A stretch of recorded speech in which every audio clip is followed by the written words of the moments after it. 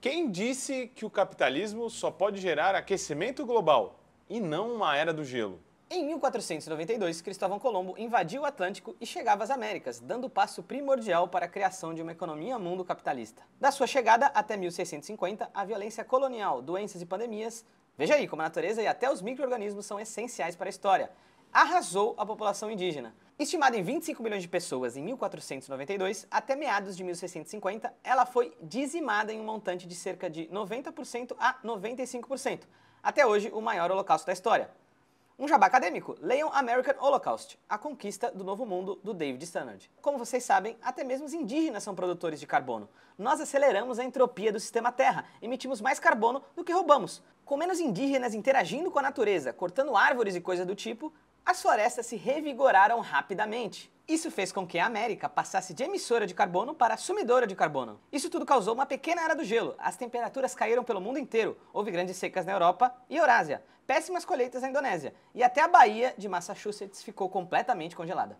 E aí o termo que tem se usado hoje em dia para definir essa era de mudança climática é antropoceno. Depois desse momento histórico, o desmatamento seria uma constante. Plantações de café e de açúcar destruiriam as terras da América. Será que a gente não deveria pensar em outro termo? Que tal capitaloceno, um termo feio para um sistema feio?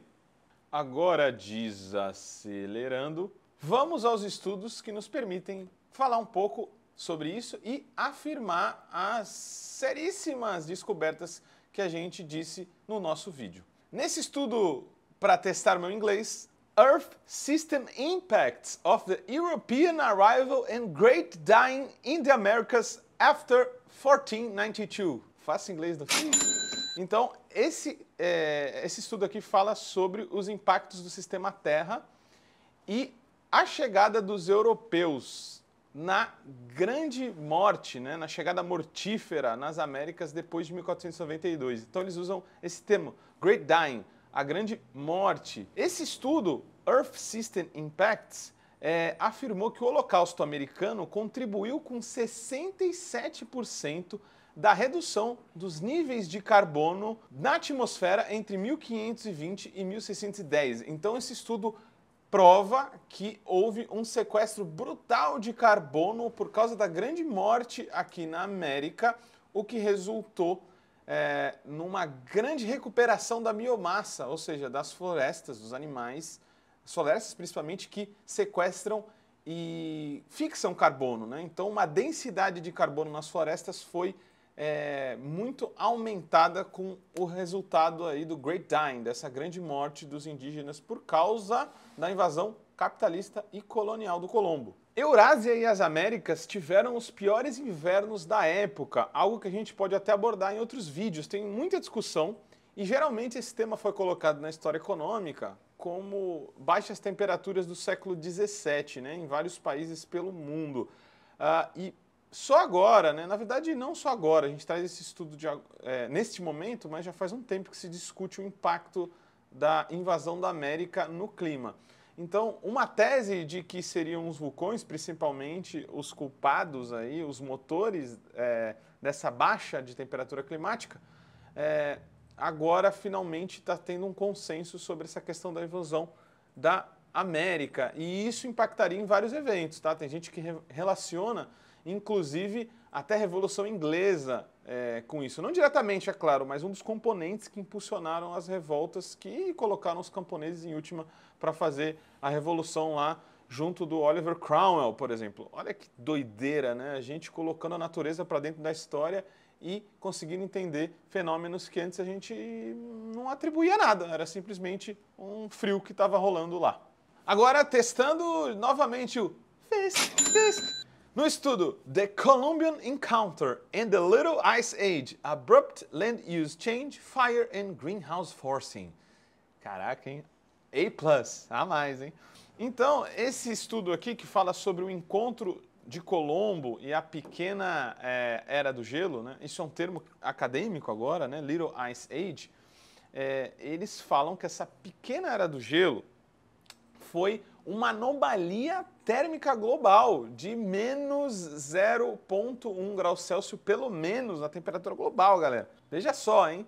Um evento em um continente acabou influenciando a temperatura globalmente. Então, digamos assim, esse ar-condicionado que acabou rolando por causa dos eventos aqui na América, aconteceu principalmente entre 1550 e 1750 e impactou principalmente o hemisfério norte, particularmente a Europa do Norte. Então, quando você vê estudos que falam sobre esse período de muito frio lá pela Europa, pode sim relacionar com a questão da América. Esse estudo também diz que a concentração atmosférica de CO2, de carbono, diminuiu por 7 partes por milhão, 7 ppm, durante o mesmo período. Para vocês terem uma noção, no século XIX, no final do século XIX, a gente estava com menos de 300 ppm, né? Partes por milhão de partículas de carbono na atmosfera. E isso, como a gente sabe, estava muito longe dos 400 que a gente já passou mais ou menos em 2013. Os 400 que a gente passou de partículas por milhão são resultado de uma civilização industrial tremenda, de muita queima de combustíveis. Para vocês terem noção, inclusive, entre os anos 60 e 70, que digamos assim, é o auge ali do pós-guerra, do industrialismo, da era de ouro da Europa, o nível de concentração de ppm por ano estava aumentando entre 2,55 e 2,25. Então, uma baixa de 7 ppm no momento onde não tinha indústria, não tinha nada, é algo muito, muito, muito expressivo. O estudo aqui também realça o que a gente já falou. Ele reconfirma e diminui a importância dos eventos vulcânicos, que seriam motores aí da queda do aquecimento do planeta nessa época. Então, a Little Ice Age, a pequena época aí dessa era do gelo, foi primordial para essa queda de temperatura. Para quem não sabe, aí, a título de curiosidade, por que os vulcões, né, acabam sendo importantes para uma queda de temperatura? Porque eles soltam muitas partículas na atmosfera e eles acabam refletindo, essas partículas acabam refletindo a luz do Sol e, por também outros eventos, a temperatura acaba caindo. Então, isso já é menos importante agora na ciência e ecológica para explicar essa pequena era do gelo. Não vulcões, mas genocídio indígena. Então, galera, o estudo conclui que a chegada dos europeus às Américas no século XV e XVI desencadeou um evento antropogênico, né? Destaque para esse termo, antropogênico, de sequestro de carbono sem precedentes, e contribuiu diretamente para essa anomalia climática que criou uma pequena era do gelo. Esse evento representa, talvez, para o estudo, o melhor exemplo da influência antropogênica, novamente chama atenção, no sistema climático da Terra durante o período pré-industrial. E a gente acaba com essa reflexão.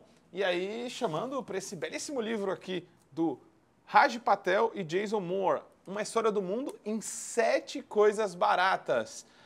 Eles chamam para uma reflexão. Será que foram eventos antropogênicos, ou seja, decorrentes da ação humana? Ou são eventos que são decorrentes de uma relação, de um certo modo de produção? Não seriam eventos capitalogênicos? Não seriam resultado da ascensão do capitalismo antes mesmo da Revolução Industrial? Isso é tema para outro episódio do Vozes Livres. Por hoje, EcoSal.